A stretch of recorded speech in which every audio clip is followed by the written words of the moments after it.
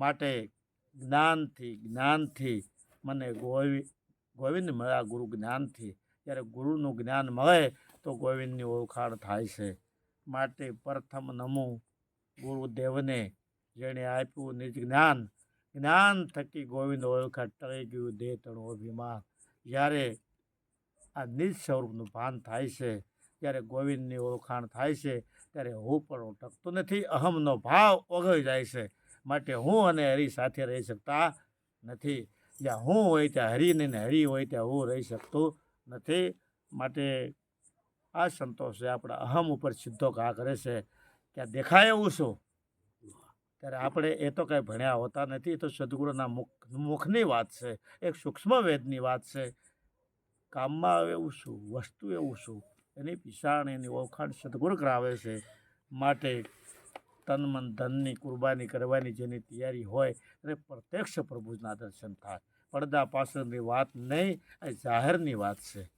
માટે વાણીમાં આવે તો વણસી જ આવે, નિર્વાણી પદ તે હાચો, નામરૂપ ગુણથી ન્યારું તે જાહેર પદ જાશું. આ જાહેરની વાત છે. કોઈ એમ કે કહેતા નથી, પણ સંતોએ કંઈ કહેવામાં બાકી રાખ્યું નથી.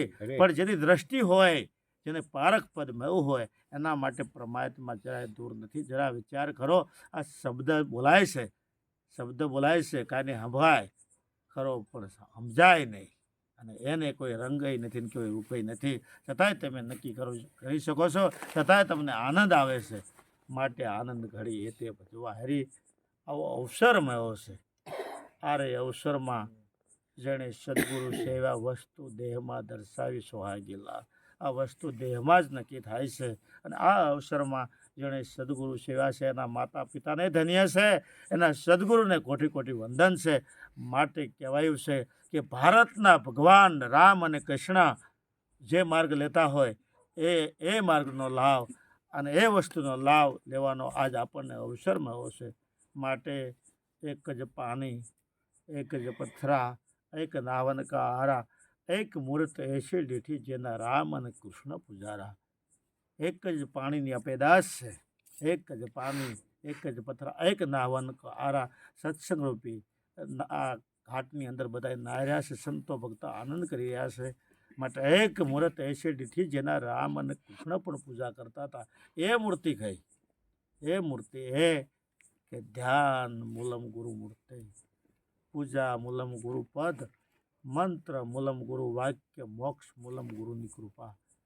ગુરુ છે ને એ ભલે સગુણે વ્યક્તિ દેખાતા હોય, પણ નિર્ગુણના ભાવમાં જોવો ને તો એ સગુણમાં નિર્ગુણ રૂપ વ્યાપક પરમાત્મા રહેલા છે. એ મૂર્તિ, કારણ કે સદગુરુએ આપણને ઘાટની ઓળખાણ જ નથી કરાવી. સદગુરુએ આપણે ઘાટ તોડી અને ઘાટ રૂપમાં લઈ ગયા છે. માટે સદગુરુ એ વ્યાપક રૂપ છે અને એનું ધ્યાન ધરવાનું છે. માટે ધ્યાન મૂલમ ગુરુ મૂર્તિ, પૂજા મૂલમ ગુરુનું પદ.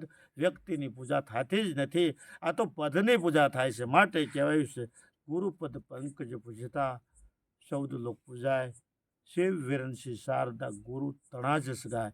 મહાદેવ ઋષિ મુનિઓને શારદા માતા પણ જે પદના જસ ગાતા હોય એ લાવ અને એવો અવસર આજ આપણને મળ્યો છે.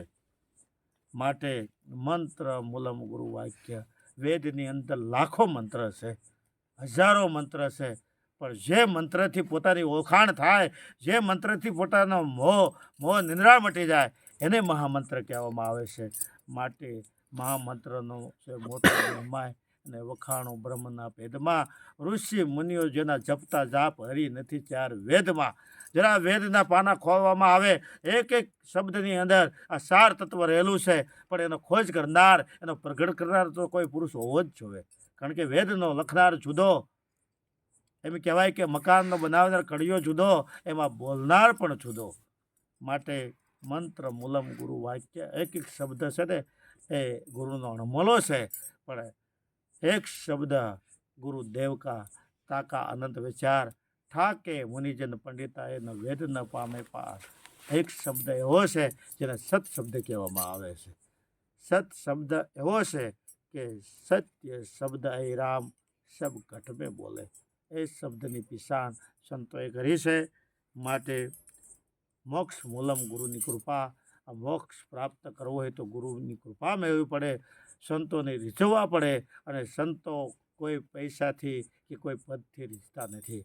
જો ભણતરથી રીઝતા હોત તો પીએચડી વાળા આપણો વારો ન આવવા દેત. જો પૈસાથી સંતો રીઝી જતા હોત તો કરોડપતિ આપણો વારો ન આવવા દે. પણ પૈસાથી પર, ભણતરથી પદ આપણો જો ભાવ હશે તો